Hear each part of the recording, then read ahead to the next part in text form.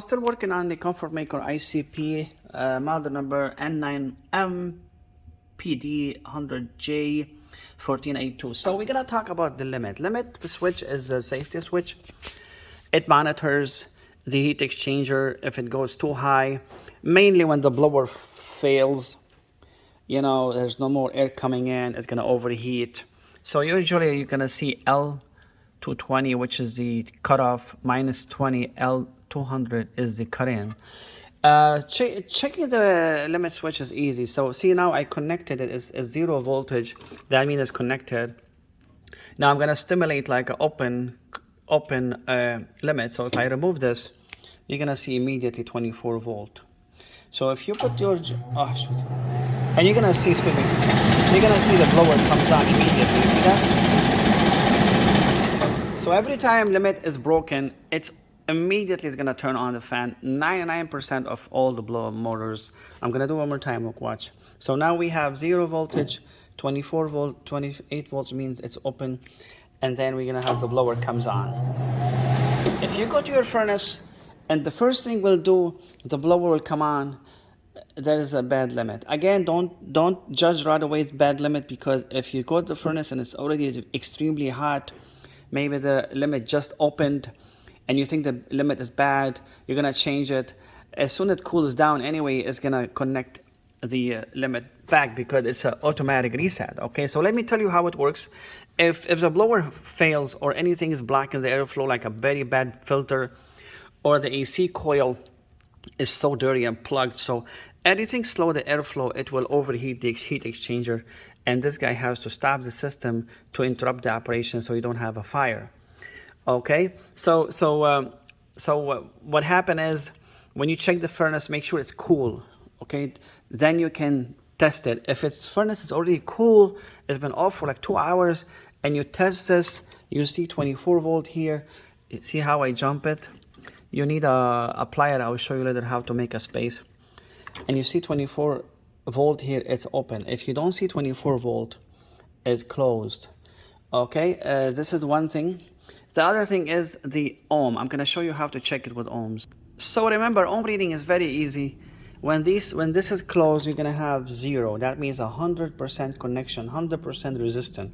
When this is broken, you're gonna have 0.L, means infinite, means it's open 100%. So this is how you check the ohm if you want to check it.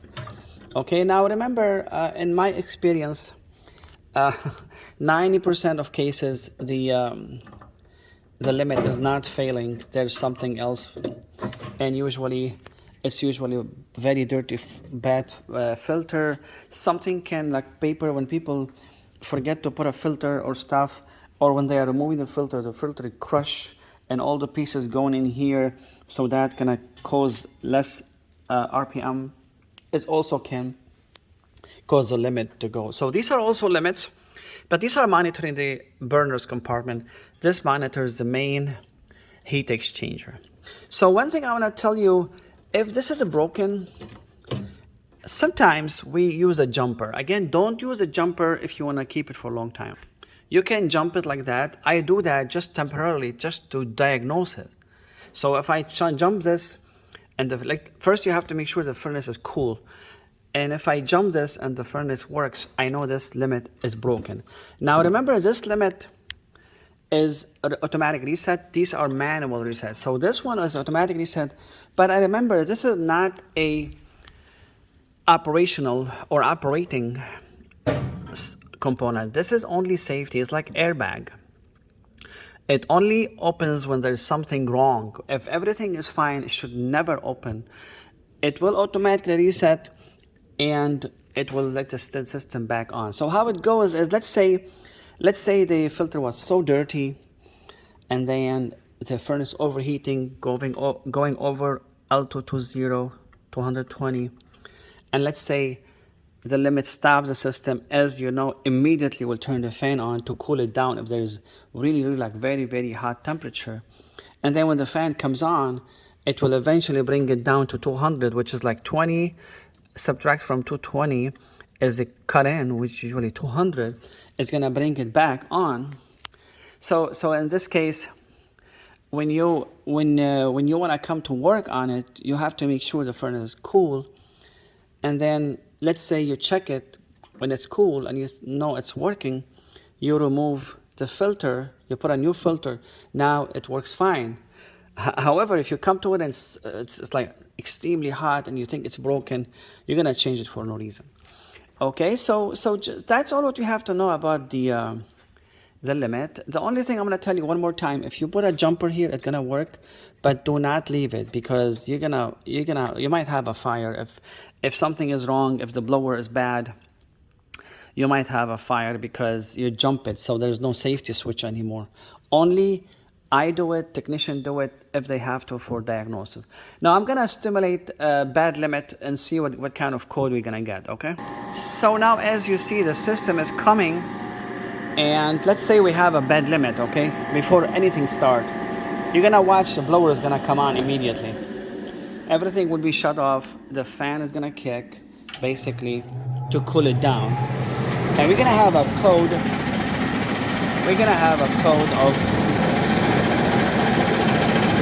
1, 2, 3, 4. So remember, in this furnace, 4 flashes, 4 flashes, and you have a bad limit. Now I believe it's the same thing with the other ones. Let's check. So now you see, as soon as I connected it, everything goes back. I'm gonna stimulate a bad limit here. Same thing. I think they are connected in series, so this is gonna give us the same code, I believe. 1, 2, 4. Okay, I'm gonna put it back. I believe this is independent. I think this is sending, no, I mean the same thing. So again, if you see 4 flashes, let's see. 1,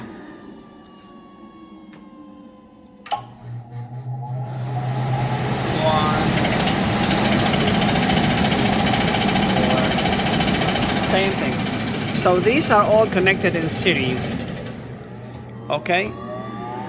Remember, I'm gonna shut it off. Remember, all these limits are connected in series. If you see 4 flashes, most cases, you're gonna have a bad limit. But I believe 9 out of 10, you have a bad rollout switch limit, which is the burners. Because again, this does not reset, this can reset. So the reason I'm saying 9 out of 10 is this, because when this breaks, it's not gonna reset itself, so you have to do it manually. Very rarely this guy can broken. Remember, this is automatic reset, so you're not gonna see that code for a long time. It will come back, cool down, and the code will go back. Now I'm gonna tell you something very important at the end of the video about the problem with this guy. And I have seen, I would say 5 out of 10 furnaces within 26 years in the business. I would say 5 out of 10, they have this problem where the furnace is overheating and then heating the house, and somehow it tripped the limit, and again it will cool down, the fan will cool down the thing and will come back on. So now, so what I was trying to say, hello, what I was trying to say is, same thing will happen, that the people don't see that. They think it's heating. Because what happened is, imagine the furnace should never stop till the temperature match what you set it at. Let's say you go home at 60, then you set it to 70. The furnace should work constantly till it matches the temperature. Now when it's 45 outside, 35, 30, it's not windy, the house is not drafty, they have a new window, good insulation. Even that problem with overheating the furnace and cooling down and the limit open and come back, reset itself, they're not gonna feel it. They feel the temperature somehow, it's heating it. That's why if you have a Nest, it will send you a message, hey, the furnace stopped a couple times before it reached. But people think, you know what, it's heating, we don't know. And then when it goes to like 10, 20, 10, 0, then they're gonna feel it. They're gonna say, hey, they call me, hey Raymond, the temperature's only reaching like 65 or something. So basically I go there, I see either the filter was plugged or there's coil in here, AC coil. It's very fine, and a lot of people before they live in the house before the owner, maybe they never put a filter, so all the dirt was stuck in the coil and the air has no place to go. So what happened is the furnace overheating. It's like when you're cooking. Imagine like when you're cooking, right? Like let's say you need to cook something, takes 20 minutes. Imagine like you cook 5 minutes, right? And then you stop it for 20 seconds, and then you turn the gas again. You're gonna cook eventually, but it's gonna take a long time. And at some point, if it's a big pan, it will never cook. So anyway, so my point is, check the filter, make sure it's not plugged, and then if your furnace is stopping before it reaches temperature, you should check it. You should call someone. Most likely you have a bad filter. Check the filter. Now don't get this fancy, schmancy, expensive $20 filter. Again, I'm talking the 1 inch by 16 or 25 or something. Don't get these very restrictive one, because you're gonna have a problem. I have seen tremendous problem. Many furnaces, even the blower was burned because the restrictive filter was blocking the air, and the blower was putting so much amp, and everything was overheating. So always put the one you can see through, or it's like a fiberglass. No zigzag, no paper, unless if it's a 4 inch. If you have a 4 inch, you know, the electronic air cleaner, that one you can survive with. But again, I said this before, if you have two returns and your furnace in the middle and then you have 2 returns, you can use a restrictive one because you have 2 slots. If you have only 1 return, you cannot afford the restrictive one. Get the one you can see through.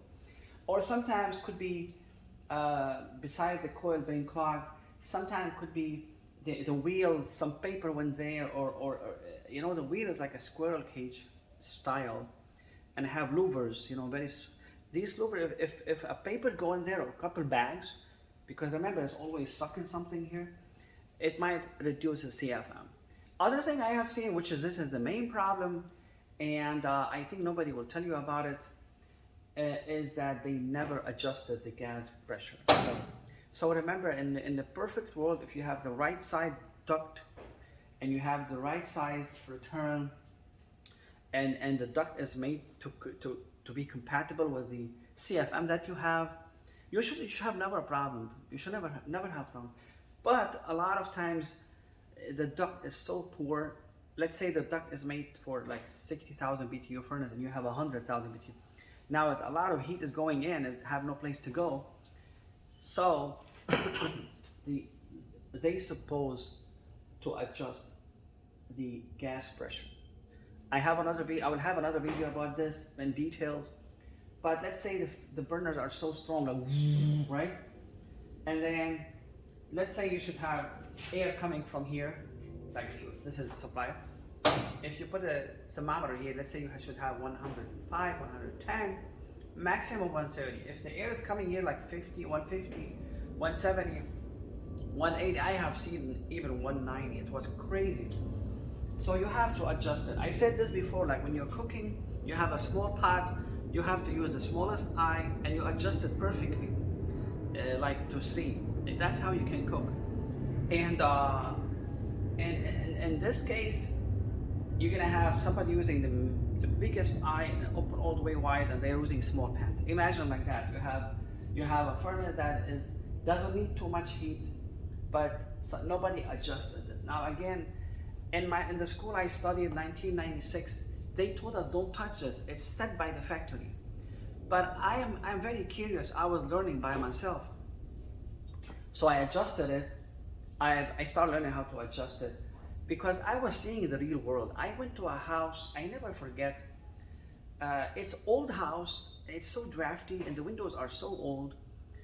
And when I tested the air temperature, it was like 105. I was like, wow. And this guy never complained. So from that time, I start adjusting it to, and again, only time I adjust it, I see this thing tripping many times, on, off, on. So we adjusted by removing this, and I will show you again. Don't, homeowner, please watch the video when I do it very carefully, or watch whoever has this video about this, watch it very, I think it's gonna be hard to see it. Watch it very carefully, because it's not like you're adjusting, you know, the stove or something. There's a lot different timing you have to wait. But the idea is we adjust the burners to fit perfectly the heat exchanger. And remember, it's gonna be much less wear and tear. The heat exchanger is not gonna damage. Most heat exchangers, I would say 80% are burned or damaged early because the burners were shooting like crazy. I tell you one story. I went to a building in 2004, like 16 flat. The lady called me. They have a huge boiler, steam boiler, and you know, the boilers are big, huge. I would say like 500 BTU. It was leaking, so she called me to fix it. I went there. Everybody wanted to replace it. I'm talking like 2004, 5. They needed like 15,000 for it. It's a huge boiler. It's like a car. So I know there are some kind of chemical you put inside the heat exchanger, and you turn it on for a little bit, so that chemical will seal it. So I was new in the business because I graduated in 1996, and I started working on my own in 2002. So I was still learning, but I never knew about adjusting the flame. So I fixed it, and then there was something bothering me, because every time I opened the basement door, it's a huge basement, and the boiler is like, I would say 40 feet away. I hear the flame, you know, the flame is like crazy. So I said, you know what, there's something wrong in here. I remember the teacher told us, make sure the flame is not too strong, like 5 inches, but they never told us how to adjust it, but they were talking about if the flame is too strong, it's too high. So anyway, I adjusted it in a way you can't even hear it. I mean, you're not gonna even hear the burner. You have to come very close. You're gonna hear like this. So I adjusted it, and I said, you know what? I don't live too far. The worst case gonna happen, they're gonna call me, and maybe the temperature is not gonna reach. So it's not like they're not gonna have heat, but maybe they put a 72 and it only go to 68. I go one more time. I give it a kick. I adjust it, and from that time I adjusted it. I never heard from them. I mean, of course I do maintenance, but they never complain. So the lady was very nice. Really, she gave me a credit. I like it, because a lot of people, I adjusted for them the thing. I deal with a lot of landlords and big building. I know from inside, they know I saved them a lot of gas, but some people, they don't want to give you credit. So she told me at that time, her bill was $900 something, and it went down to $700. And I told her, and she knew about it because I explained to her. And I believe one reason why that boiler was damaged and leaking, because it was frying all the time. So I learned it by myself, and I did it, and I started doing it on everything, on furnaces, on any kind of boilers. And you have no idea how long they live, the equipment, because they are not really stressed out with the high flame. Okay, so remember, the most important thing, if you go to your furnace, this model, and you see 4 flashes, and one of these manual resettable ones is tripped, and you click it and it comes on and the code goes away, you have to be careful. There's something going on. 9 out of 10 of times the limit is not faulty. Remember, something's gonna be wrong. Either again, that's another thing with these, because these, they monitor the combustion going into the heat exchanger, and this monitors the temperature inside the cabinet of the heat exchanger. So there's something going on. Something is slowing the flow. Could be a bird, could be leaves in here. Something is slowing it. And then could be this motor is not giving enough RPM. If it's 10 years old, honestly, if I were you, you have no idea how much money you save. Just change the blower and inducer motor. And then I would say I would throw brand new ones. These are only like $10. Just like the most expensive one I saw was $30. It's nothing. Just change them and change the blower. And other thing could be also the heat exchanger path. It is like a tubular path where the flame goes in, you know, the inducer will suck it, it goes, travels in there. Sometimes, especially when you have a heat exchanger, the path of the heat exchanger, like it's a tubular, the flame goes in, and then it will go into the auxiliary heat exchanger, which is more fine. And this is one problem with the high efficiency. That's why I don't recommend them, honestly, excuse me guys, because the heat exchanger is much finer and there's a lot of possibility they rust. Carrier has a big problem with these. Sorry, Carrier. There was a lot of furnace, like I replaced so many furnace, 12 years old, because the heat exchanger path, the flame goes in the combustion goes into a very, very fine path. And remember, it's always sweating because it's a high efficiency and always condensate. So it was a lot of rust. So if something is blocking this guy is gonna go. If something is plugging or clogging the auxiliary heat exchanger, which happens a lot, this is gonna go bad. It's gonna tell the burners, hey, the inducer motor is not sucking the flame strong enough, and it's getting too hot in here. Of course, there is setting on it, and if it's gonna reach higher than setting, the limit, it's gonna stop it. So don't just turn this all on and say, oh, I fixed it. You know, I have heat, I'm good. No.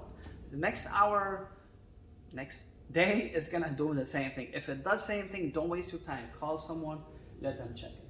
Okay, so I'm gonna have more details about this furnace with other videos. So I think we're gonna hit the gas valve next and the other stuff. Okay, thank you for your time.